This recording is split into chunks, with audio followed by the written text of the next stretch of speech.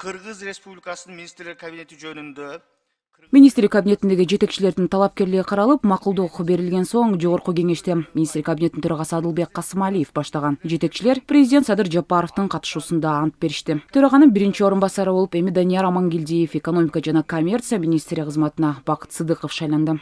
Минкап төрагасы жана мүчөлөрү депутаттардын суроолоруна жооп берип жатып, буга чейин баштаган иштер улантылаарын, салык боюнча жеңилдетүү маселеси каралаарын, бул үчүн жумушчу топ түзүлөрүн билдиришти. Ошондой эле Борбор калаадагы ыш жана тыгын маселеси жакында чечилбей тургандыгын, бирок Минкап аракет кылары айтылды. 2030-жылга чейин өнүктүрүү программасы даярдалып жатканын, анын алкагында иш жүргүзүлөт. Ал март айында даяр болуп калат. Негизинен аймактарды өнүктүрүүгө жана ал жактагы чакан орто ишканаларды ачууга басым жасалат. Мындан башка Адылбек Касымалиев белгилегендей, салыктын саны көбөйтүлбөйт, анын туура администрациялоого көбүрөөк маани берилет. Ал эми 2030-жылга ИДПны 30 миллиард долларга, жан башына ИДПны 4,5 миң долларга жана бюджетти триллионго жеткирүү планы дагы деле күчүндө.